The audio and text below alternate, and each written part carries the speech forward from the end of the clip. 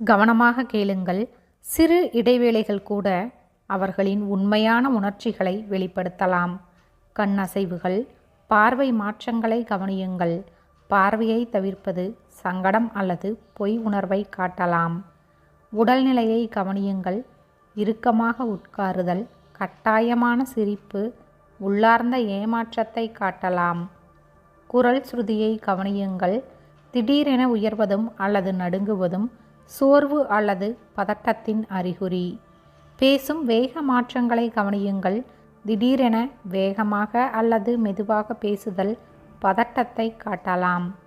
கை அசைவுகளை கவனியுங்கள். இறுக்கமாக பிடித்த கை, அதிக அசைவு கோபம் அல்லது மன அழுத்தத்தை சுட்டிக்காட்டும்.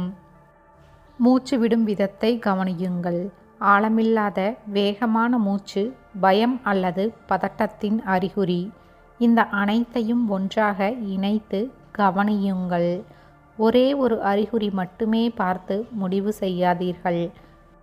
நாம் எல்லோரும் வாழ்க்கையில் போராடிக்கொண்டேதான் இருக்கிறோம்.